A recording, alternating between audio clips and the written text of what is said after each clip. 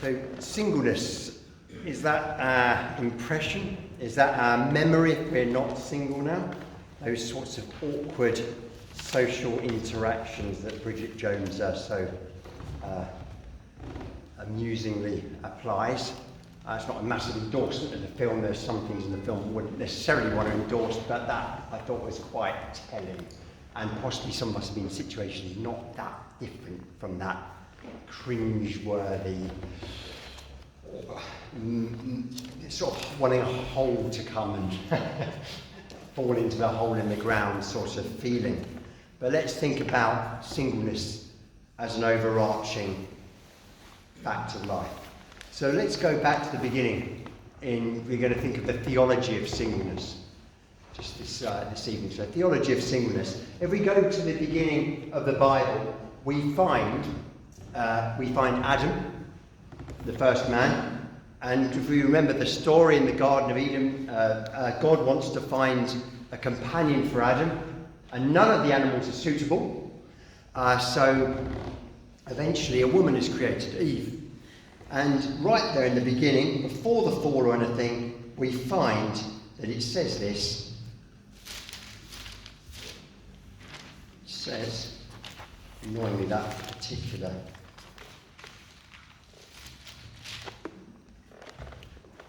booknote has fallen away. Bookmark has fallen, but there we go. Genesis 2:24. This explains why a man leaves his father and mother and is joined to his wife, and the two are united into one. That speaks in a very primitive term of marriage, that most intimate of human relationships. And right there at the very beginning, marriage is endorsed as that sort of most intimate of human relationships. And that's where we sort of be at the beginning of this thing, that's the only way to be fulfilled in life. I think that's the beginning of things. Of course, we then go into a situation where humankind has to populate the earth. And so humankind is told on a number of occasions, you must procreate. One such occasion is after the great flood, when, as it were, God starts again with Noah and his sons. And in chapter 9, verse 1 of Genesis, it says, God blessed Noah and his sons and told them, be fruitful and multiply, fill the earth. So we have this remit in general that, of course, humanity needs to fill the earth, it needs to survive, and therefore it needs to procreate. And consistently throughout Scripture, the sort of relationship we see between Adam and Eve, mentioned very early in Genesis, is that ideal. That if you're going to have children, that should be within the confines of a marriage relationship with a father and mother, and that healthy and stable family bond. That's put in as a sort of bedrock of society primitively, and of course continues to today. And I would suggest, even though society will start to argue against that now, as we know from the sort of LGBT sort of lobby, but I would say it still obviously holds. That is the place for procreation and for having sexual intimacy, but also having children, is within a marriage between a man and a woman. The remit to multiply then gets further emphasised, because God chooses a man through whom he will work out his purposes on this earth. That man was called Abraham. God later changed his name to Abraham. And of course he was the forefather of the people we know today as the Jews. And in Genesis chapter 15, this is what it says. It's Genesis 15 verse 4. Then the Lord said to Abraham, no, your servant will not be your heir, for you will have a son of your own who will be your heir. Then the Lord took Abraham outside and said to him, look up into the sky and count the stars if you can. That's how many descendants you will have. So there's that, again, there's that remit, that order to multiply and make yourself into a great nation. It's a promise, but it's also an order at the same time. In Genesis chapter 17, that is further explained. Genesis 17 verse 3, at this Abraham fell face down on the ground. Then God said to him, this is my covenant with you, I'll make you the father of a multitude of nations. What's more, I'm changing your name, it will no longer be Abraham, instead you'll be called Abraham, which of course is the name we know as Abraham. For you will be the father of many nations. And that's of course exactly what Abraham means in the Hebrew. You'll be the father of many nations. I'll make you extremely fruitful. Your descendants will become many nations, and kings will be among them. It's a promise and a command again, almost at the same time. And of course, through Abraham, through his son Isaac, later through Isaac's son Jacob, who of course is retermed Israel, you then have the nation of Israel forming. The 12 sons of Jacob, of course, became synonymous with the 12 tribes of Israel. If we remember the overall story, Abraham was living in tents in Canaan as a sort of a wanderer, and of course he followed God by faith, and God credited it to him as righteousness, his faith, that he left his people and went to that land. But of course later on, when Joseph became the prime minister effectively of Egypt, and there's a great famine, they then left that land, lived in Egypt at peace at first, but then were taken into slavery, and it was an awful time. And 400 years later, God let them out of that land with all sorts of miracles and plagues, and eventually they were put back into the land of Canaan, which became known as the land we know today as Israel.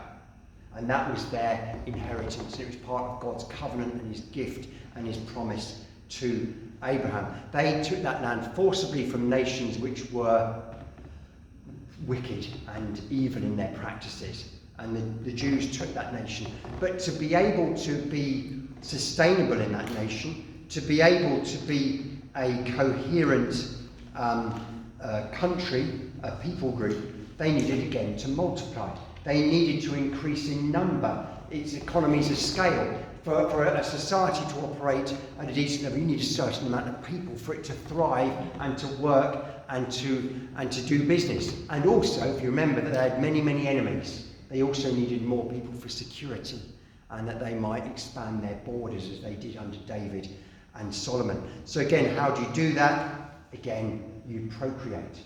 And indeed, in the Old Testament, there's some rather crude examples of where God is very angry when people don't fulfill their God-given remit as Jews, as the chosen people of God, who are there to show God's light to the world and to be his people and to show what God is like by their laws that they were supposed to keep to. There's various sanctions put in place to those who would hamper that. In fact, there's one rather interesting story in Genesis 38, which regards Judah was one of Jacob's sons. One of his sons decided that he didn't want to have children by his wife because they'd be counted to his older brother who had died. And it says that every time he had sexual relations, he spilled his semen on the ground, a very crude form of birth control, which God was less than amused at. One, because it dishonoured his brother's memory, but also because I think he wasn't keeping in the remit of multiplying the people, the chosen people of God. And so we've got this very much bias towards family relationships and a sort of bias towards anyone of procreating age having children. And indeed, when a couple didn't have children, that barrenness was seen as a curse. You can see that in the Psalms because of the particular context of Israel, that they had to grow to survive and expand, and that was their particular remit. And sadly, in a patriarchal society, often the woman got the blame for that. Sometimes it was the woman who was barren, but I'm sure in many cases it was the man. Now today, with modern medicine and science, we will know who's impotent and who's barren, but in those days the poor old woman was often blamed, even when it was totally not her fault. But can I just give you that context? There's a specific context why marriage was almost seen as the ultimate, and singleness is sort of almost ignored completely, and that's because of their remit under God. And sometimes churches take that too far and suggest that everyone has to get married and anyone else is somehow inferior or less, or it's a secondary option for those who aren't socially compatible or whatever. And we must get away from that because there's a specific context around here. And even in the Old Testament, you have some very interesting exceptions. I think the most telling one is Jeremiah, the great prophet of God. Jeremiah 16 verses 1 and 2, the Lord gave me another message. He said, do not get married or have children in this place. There's a particular context for this, but certainly under Jeremiah, one of the most famous prophets of all, we see a man who was single his whole life. He never got married, but yet he's someone we still talk of today. Was that a secondary option? No. It was a remit under God that Jeremiah would not marry.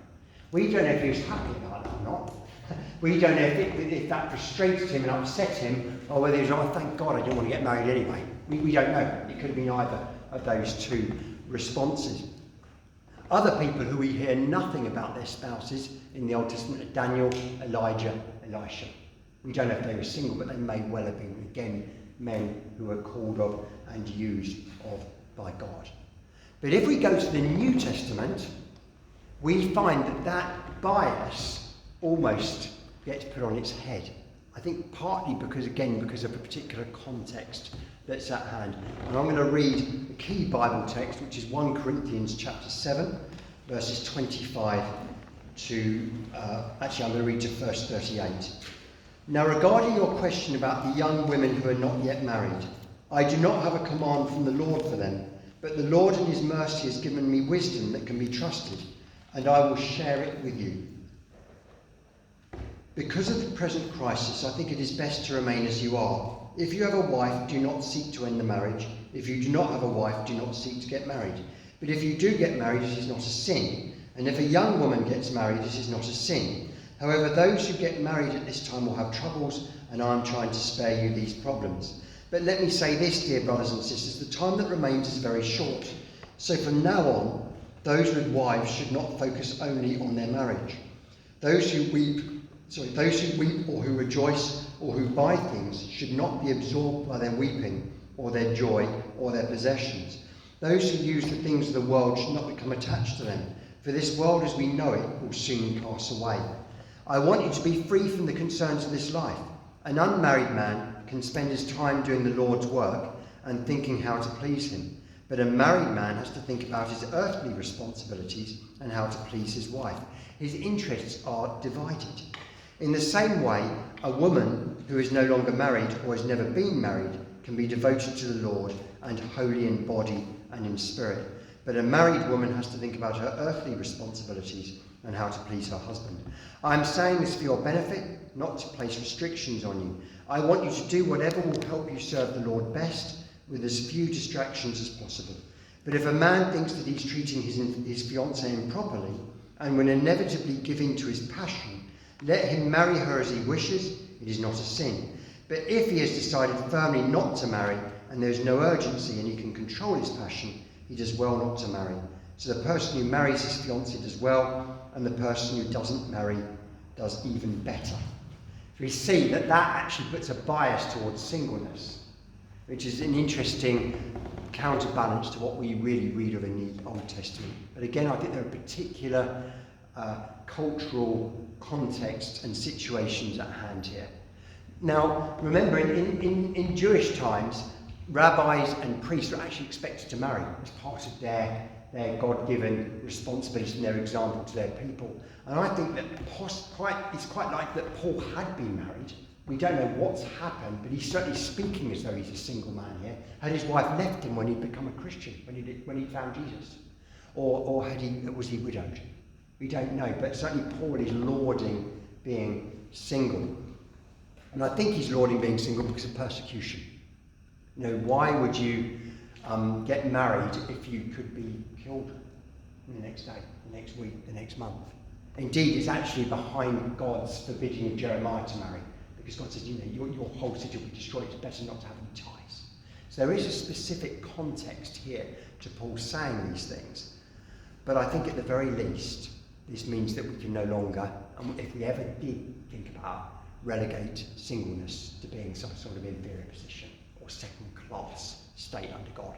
Marriage and singleness are equal under God. And I think we need to, if we don't take anything else away from tonight, we should take that away. They're equal vocations under God, equally valid and equally applicable. And you know, for anyone who's married, 99.9% of people will at some point in their life be single. There's the occasional person who goes straight from their family home into a living with someone else, into a living with their partner or spouse. That's possibly more common in other cultures in days gone past. It's very rare in Britain today. But even if that's the case, then of course we know that one or other of a married couple will be single. That's the harsh reality of life and death, isn't it?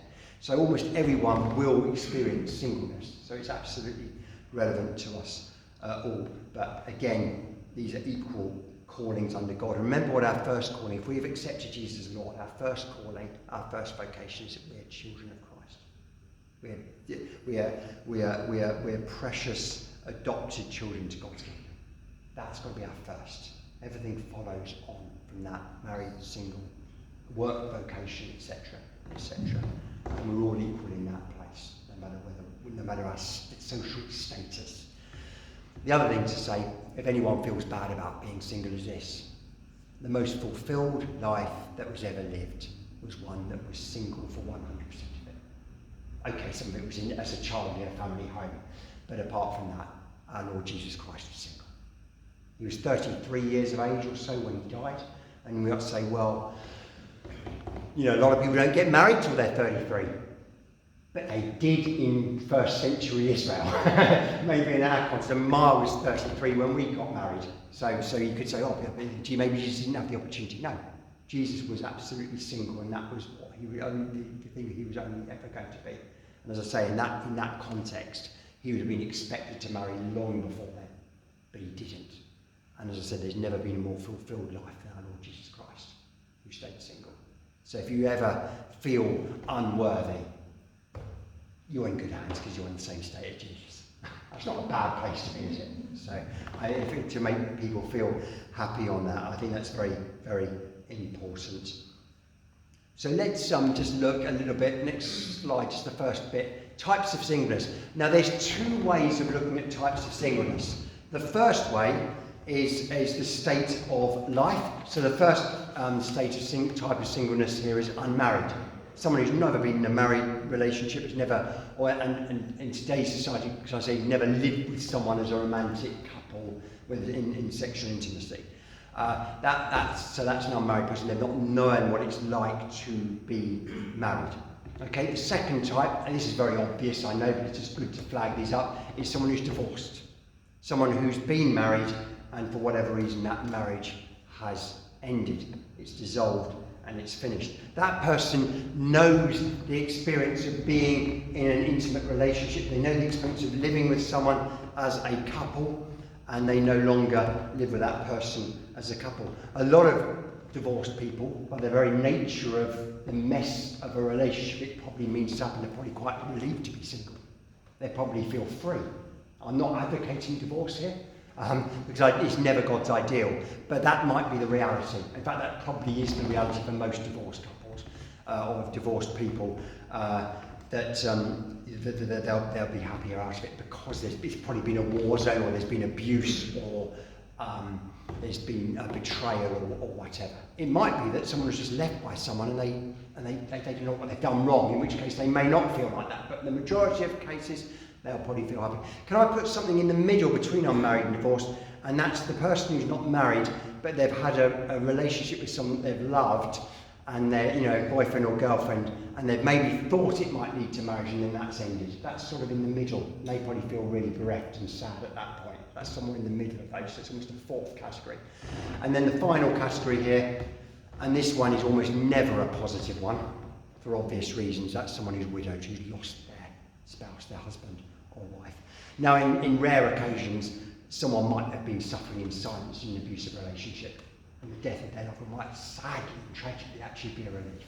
But in the majority of cases when someone's widowed, they're not only feeling lonely, they're grieving, they're bereaved, and they're missing their loved one like anything. And that's a really hard type of singleness. We can pretend that isn't.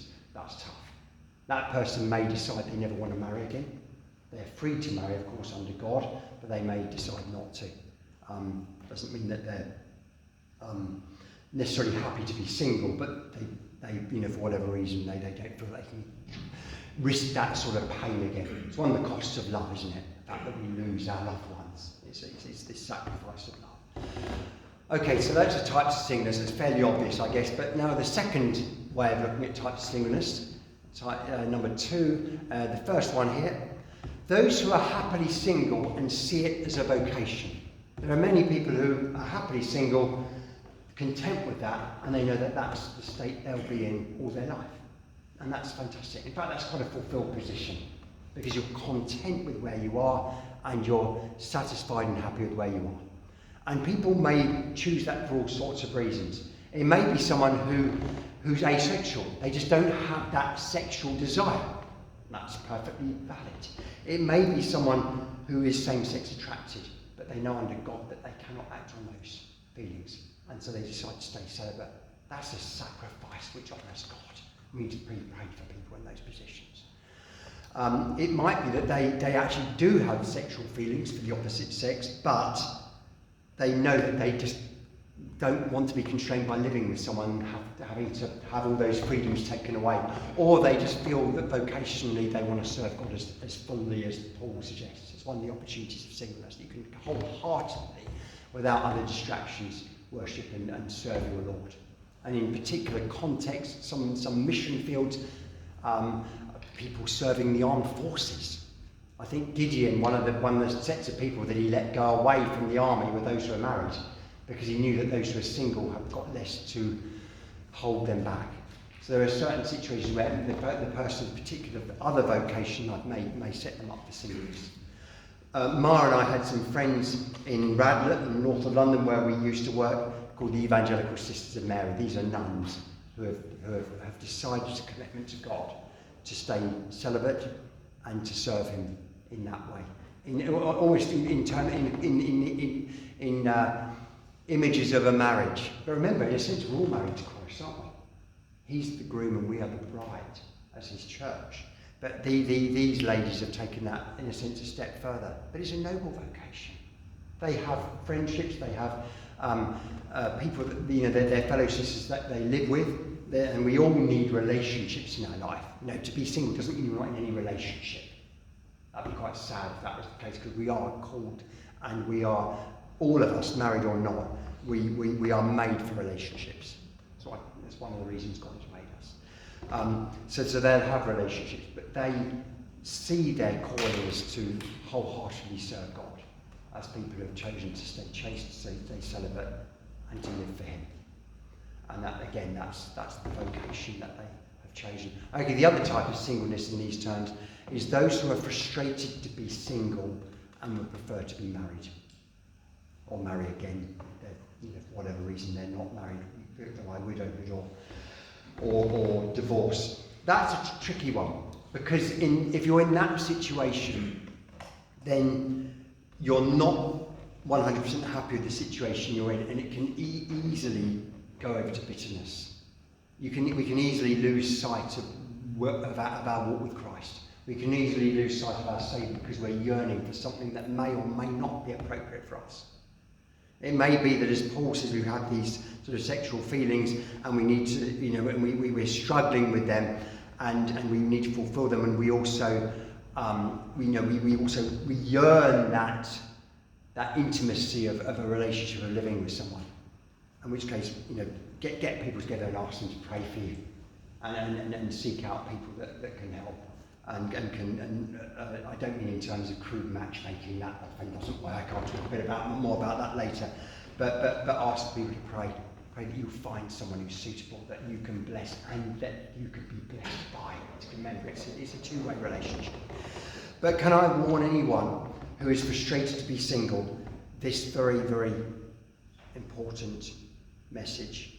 It is, even if you don't feel it's your vocation to be single your whole life, it is far better to be single, even on those terms, than to be unhappily married. I really seriously warn you on that. I had a friend of mine years ago, and I was single at the time. I wasn't particularly happy to be single. I'll own that comment. But I remember him saying, I'm lonely, I just want to be with someone, I don't care if it's happy or not.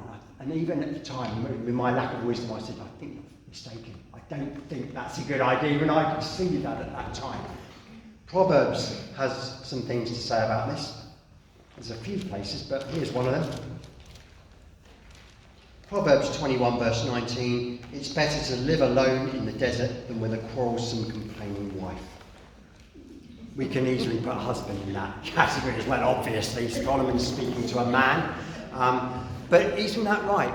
If you're in an unhealthy toxic relationship, you're not only lonely, but you're living with an enemy. And isn't that worse than being on your own? It's got to be, hasn't it? So don't desire out of desperation any relationship that's going. Too many people have made foolish mistakes in this. There's something about living on the corner of an attic, and there's another verse, isn't there, in Proverbs, another famous verse, or the corner of a roof or something, isn't there? But you know what Solomon says is amusing, but it's so true. But it's also very important that we don't rush into a foolish relationship. So if we're Christians, it is best to marry someone who follows Christ. And instead we may find, oh no, there's no one around, don't know any Christian people. This can be a particular temptation for women when in churches where there's much more single women than men. Oh, I'll just find someone who makes me feel good about myself or I'm attracted to. And so they'll find someone who isn't a Christian. And I'm not saying this never works, because sometimes it does. But again, remember with Proverbs that we're dealing with general principles rather than always. And looking for the exceptions isn't a good idea, just because there are exceptions to these rules. Because it's really hard to stay loyal to Christ. It's really hard to stay close to Christ when your life partner doesn't acknowledge him. They may be hostile, they may be respectful, they may even be quietly supportive because they genuinely love you. But it's still going to be hard for them to understand that your priority is first and foremost Christ, which it has to be if we're a Christian. So that is always a relationship I would advise against. It's not saying we wouldn't pray for people in those relationships, but I'd always at first advise against it. And you know, that's before we get into bringing up children. You know, how does a Christian and non-Christian bring up children? It's very difficult, isn't it? Because again, they'll be pulling in two different directions. And often the faith of the person who follows Christ suffers. So that would be one warning. The other warning is this. Beware of the flatterer. Beware of the flatterer. Especially women. Especially young women. Beware of the flatterer. Because the flatterer has their own agenda. And normally, sadly, when it's a man who's flattering, they want to get to bed with them. They want to have them sexually. And beware of compromising yourself just for the sake of pleasing someone. Because we should be able to stand firm in our principles, which is to save ourselves till marriage. And if it's the other person truly loves us, Christian or not, preferably Christian, then they will respect that. In fact, they want to honour that themselves. But beware of the flatterer. Beware of the person who is always complimenting. It's good to be complimented by people, isn't it? And we probably yearn for more compliments and probably don't give them out enough ourselves at times. But beware of the person who seems too good to be true, because they probably are. And what I would say to people, especially perhaps women here, but maybe to men as well, is this. Watch how they treat other people. Not just the person they want because they want to get into bed with you, or they want to control you because they want to control you in a marriage that they can then dominate. And that can work both ways. Probably worse for men. Men are worse at this, but it can go the other way as well. But check how they are with other people. See how they treat their own family. That's a good indicator. See how they treat people who they're not going to gain anything from treating nicely. See how they treat vulnerable people or people who are powerless. See how they treat annoying people or weak people. See how they treat animals. That sounds slightly trite, but that's telling. And also check out their temper. Because if they've got a short temper, that's a little bit of a warning sign, isn't it? So at least how they treat you when they lose their temper. So we do need a lot of wisdom in these things, particularly if we're inclined to be desperate and to take a rush job out of a situation we don't want to be in, because it could easily be going out of the frying pan into the fire, and we don't want that for any of us. And I would also suggest that if you're unhappy to be single and there is someone you're interested in and you're young enough, ask what your parents think. I know it can be humiliating, it can be, you can feel humbled to do so, but your parents want the best for you. And they'll have a pretty good antenna as to who's going to treat my son or daughter well and who isn't. So it's always good to take their advice, and obviously that's what also the church is for. You know, mature Christians in the church will hopefully be able to point you in the right direction as well. But don't let that desperation, don't let that frustration fool you into doing something stupid. Because it's very easy to do. Too many people have run adrift because of that, either into abuse, toxicity, or into actually compromising or even losing their faith. And that's not a good way to solve the issue at all. Okay, so let's go on to the next slide. Oh, sorry, one final thing is, if we want an example of a bad marriage in the Bible, we look no further than the poor, I think I feel sorry for this person more than anyone else in the Bible probably, the poor prophet Hosea. God as an object lesson to him tells him to marry a prostitute called Gomer. And then you know what happens, she then farms herself out to all these other men, has children by all these other men, and then God says, Hosea, you've got to take her back. I do feel sorry for him. Of course, God's using him as an object lesson for Israel turning its back on God. Remember that God sees us both in the Old Covenant and New Covenant in terms of a marriage relationship between him and his people. So he's using Hosea as an object lesson, but that's an example of a bad marriage. Oh, and we mustn't settle for second best. We need someone who will value us and honour us. Not the person who cheats, not the person who betrays, not the person who abuses, or just wants us for their own gratification. So we need to be very wise. Okay, challenges that single people face. Just that one, yeah. So generally in our society, remember we live in a sexualised society, a society which idolises sex and tells us all the time that if you're not having sex, there's something wrong with you. That's what our society tells us, isn't it? Everyone should be having sex. And thankfully there are a few taboos still, but apart from those few taboos, in general, society says you should be having sex, doesn't matter how and with who. But you should be having a lot of it. It's an appetite that needs to be fed constantly. That's what society is telling us. And so that therefore, if you're single and you're not in a sexual relationship, you're somehow less than human. You're somehow second-class citizen. You're somehow socially bereft or something. Society seems to be saying that, doesn't it, so often. And society can't cope with what we might call asexual people. People who don't have a sex drive, for whatever reason. But society hates it. And if people are living with others in platonic relationships, then society has a horrible habit of putting in innuendo. Oh, they must be up to something. And there's a lot of that going on, isn't it? A lot of sort of dirty-mindedness. Because people must be having sex. That's what society is telling us. And that is a hard thing to cope with. And if we're not, we're somehow missing out. And that can make people feel bad about themselves to be single. And it's totally unjustified. Because it's not the be-all and end-all. It's not even the be-all and end-all of a marriage.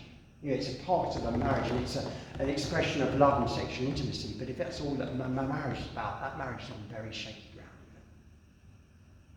Before we go anywhere else. So generally in society, there's the sexualised society, which somehow looks down on single people. Then you've got the whole fact of finance. Ever try to go on holiday as a single person? Twice as expensive. And in some places, they won't let you in. Or you've got to share a room because you don't have single rooms. So you must share with someone you don't know and you may not even like. And sometimes single people are actually excluded from some of these things. It's couples only. There's a lot of awkward situations, social situations, such as the one we saw on the video before the presentation began. Awkward social situations. Have you ever got one of those invites to a big event or social situation that says you and your significant other? It's lovely, isn't it? How affirming. When I was single, I hated that. Because it's again saying there's something wrong with you if you haven't got a romantically attached person to bring. What's society saying? And can I say that probably just about the only benefit that I can see of the LGBT transgender revolution is that we probably lost the old thing at weddings where it went boy, girl, boy, girl, boy, girl, boy, girl, boy. It's probably one of the few benefits of the LGBT thing for us as Christians, but particularly for a single Christian, because that was excruciating. And I was in that situation, and you just wonder who you're going to be put with. And you're awkward, you're annoying, because you're actually messing everything up. You're literally the odd one out. The gooseberry in the situation, three's a crowd. All these things that can really make people feel bad about themselves, make them feel like nothing. And remember, where was Bridget Jones in that film? She was at the head of the table because there's nowhere else to put her. Because she wasn't on this nice even, and it just made her feel even worse, sticking out like a sore thumb, feeling awkward. And I remember going to friends' weddings from uni, and more of my mates at uni got married. And the more they got married, the more I felt that I was a bit on the edge of things. I don't think they did this intentionally. In fact, I'm friends with some of them still today, so I don't think there's any slight to it. But I was awkward because I wasn't with someone.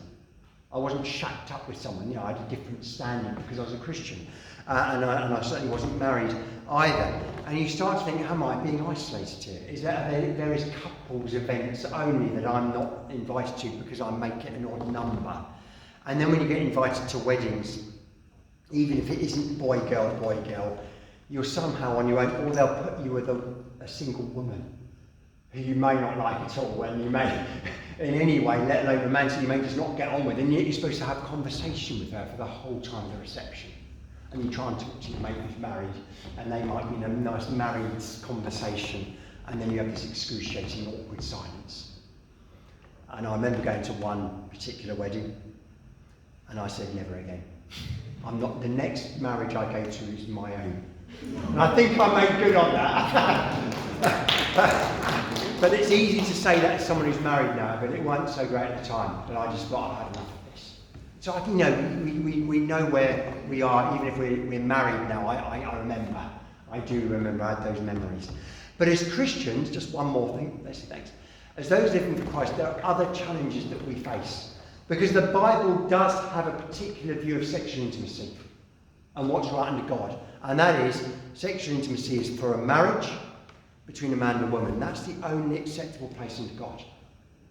And that does rather restrict us. So if you're non-Christian and you're single, well, I can just shack up with anyone. It doesn't matter, no strings attached, one night stand, etc., etc. It doesn't matter.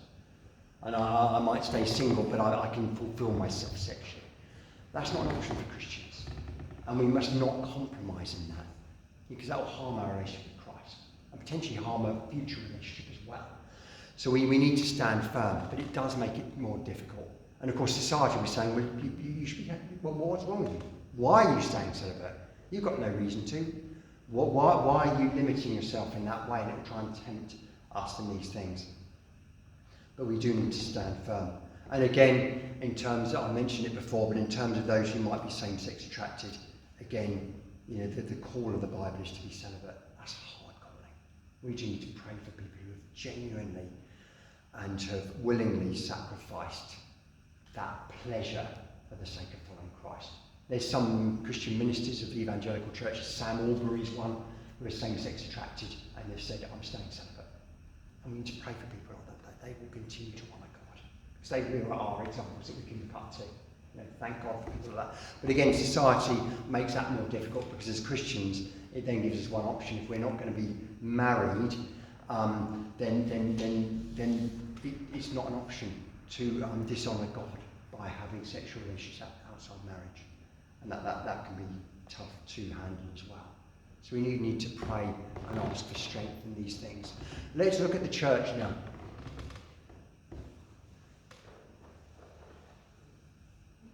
Let's look at the church now. Thank you. The church's response to sin. But how does the church, does the church at times make it even worse? As I said, sometimes the church can still be in an Old Testament mentality of the family is the only unit worth having. Can still be in that mentality. How does the church respond to single people? If you're single, how does it respond to you? How does the church, how does this fellowship or the fellowship you attend treat you? How did it welcome you? How did it welcome you when you first came in? And how did it, or does it, it's an ongoing thing, how does it include you?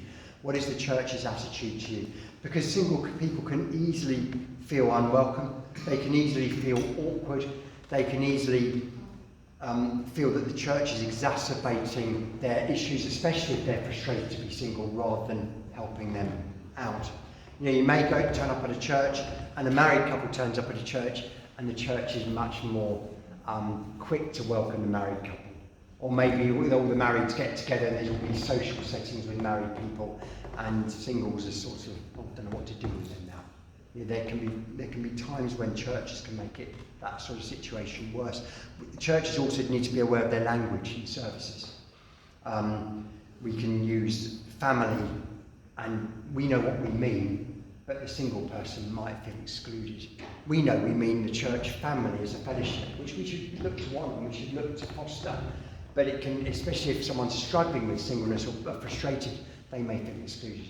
They go, oh yeah, that's for families, it's not a place for me. And we must make sure that to be sensitive over those issues. I knew someone, she's married now, but I remember she was telling me the story of a time she was in a church, and they said at one point in the service, let's get into family groups to pray. I think she walked out. They probably didn't mean any harm. It was just sort of thoughtless. But we do need to be careful that we're not unwittingly excluding people or making people feel inferior or less. We need to honour all our people in their walk with Christ, whether single or married. And for those of us who are married, how do we treat single people? Are we inclined to patronise them or look down on them? That might not be conscious, but it could be just in our mannerisms. It could be the way we act. And can I just say, without being too fatalistic, morbid or depressing here, that if you're married, then there's a good, reasonable chance of you being single at some point. So we do need to take these things on board. It's the reality of life and death. And of course, sadly, marriage break up, which, divorce is never God's idea, of course. But it's the sad reality of our society today. But are we including single people? Are we honouring them? Are we avoiding excruciating situations? Are we making sure that they feel included and welcomed even to our family groups without making that pushing them into awkward situations? And in terms of single people, we must avoid matchmaking, I think. You've got that situation, there's a couple of young people in the church, a young man and a young woman. Oh, they must be attracted to each other because they're single and they're Christians. We know that love and we know that compatibility are a lot more complicated than that. And it can be very easy to be too simplistic. Yeah, but you don't want to be on the shelf any longer, so best you just get together. That may not be said, but it can be felt, and we can easily fall into the trap. Think, oh, maybe they'll be all right together. I've thought it as a church leader, and church leaders perhaps have to be particularly careful of this, that they don't overarch their pastoral care by getting involved in such things. I think once I did start looking along the matchmaking lines in one particular situation, and I quickly realised it was a really bad track to go down and stopped. If it's solicited and someone asks you to get involved, then maybe. But even then, I would do it with serious care, because things might get burnt. And when the church starts to matchmake and try and get people together, you tend to find that someone leaves, because things become very, very awkward indeed. But are we including single people? Are we helping to feel valued? Are we helping them to feel as equal as the Bible says? Because it is an equal vocation. It's an equal calling under God. And I'm going to leave with a passage which speaks of the value of being together. Now, some people might say this is another passage which says, oh, well, it's better to be married. And it can be used for marriage, but I think this passage can be used in all sorts of relationships. We look to build each other up in our faith as brothers and sisters in Christ. And this is the passage. It's in Ecclesiastes 4, verses 9 to 12. 2 people are better off than one, for they can help each other succeed. If one person falls, the other can reach out and help. But someone who falls alone is in real trouble. Likewise, 2 people lying close together can keep each other warm, but how can one be warm alone? A person standing alone can be attacked and defeated, but 2 can stand back to back and conquer. 3 are even better, for a triple braided cord is not easily broken. And that could speak of marriage and of being together and of being the 2 becoming one. But I believe that this speaks of brothers and sisters walking together in harmony, in a valued friendship, which could be a marriage, but it may well not be a marriage, where brothers and sisters in Christ walk together, build each other up, encourage each other. If we remember the acrostic from Will this morning, about friendship, are we as friends, no matter with friends with our wives as well, but friends no matter what the situation, we faithful, Are we reconcilers? Are we influencers? Are we encouragers? Are we able to negotiate and compromise? Any friendship needs that, and are we dependable? I think I've got that right, haven't I? My memory test for me. Are we fulfilling those things? Because we can all build one another up. It doesn't have to be a marriage relationship. Are we looking out for one another, whether we're in a marriage relationship with them or not? Are we looking out for our marriage? Are we looking out for our singles, remembering that two are better than one, that we are called into community relationship with one another, and our church fellowship is a great way to start with that. Remembering that the third strand, of course, is Christ.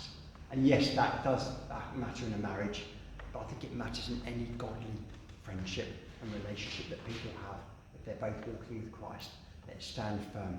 And remember that for all of us, our sufficiency has to be ultimately in Christ. And that includes married people. Our sufficiency has to be ultimately in Christ. Because there will come the day when we'll stand before him in judgment as individuals. We have to stand firm in him first of all, and in the other relationships as God wills.